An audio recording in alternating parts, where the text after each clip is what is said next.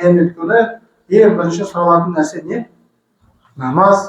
Егер парыз намаз толық болмаса, не істейді?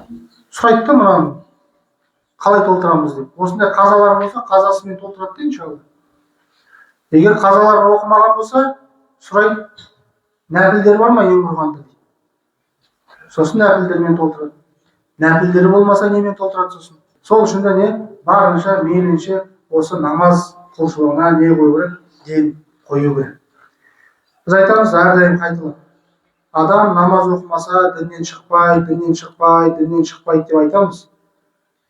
Бірақ діннен шықпаса да, адам, мұсылман адам намаз оқымаса, толық мұсылман да болмайды. Осында ұмытпау керек. Толық мұсылман бола алмайды 5 уақыт намазын оқымаса. Рамазан оразасын ұстамаса, дәулеті бар бола тұра зекетін бермесе, сол сияқты дәулеті денсаулығы бола тұра өмірінде бір рет қажылыққа бармаса.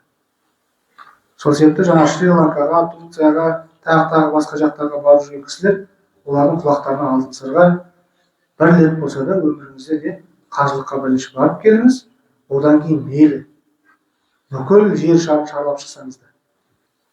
Осыған не болыңыздар? Өте мұқият болыңыздар. Әр нәрсе не істеу керек? Жөніменен жасауға әрекет ету керек. Сосын тағы да айтамыз, намазға да не істеңіздер, жақсылап көңіл қойыңыздар, ден қойыңыздар. Жүрмеңіздер ертең. Сол ертең оқимын деген кісілер қазір осы қадір түнінде жоқ, қаншама кісілер. Ертең оқимын деген.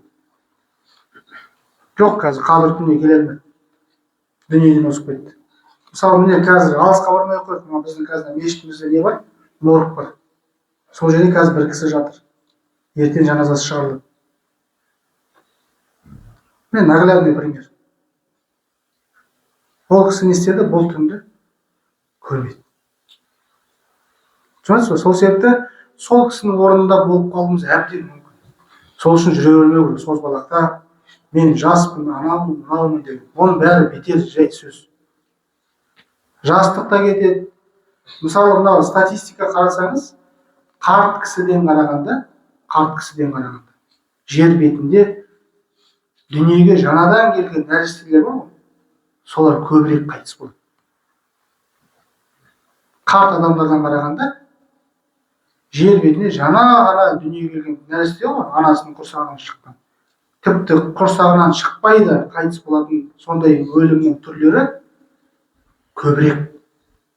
Сол үшін алданбайық. Өмірім бар ғой, ұзақ қой, анау ғой, мынау ғой деп. Шайтанның арбауына еріп кетіп жүрмейік.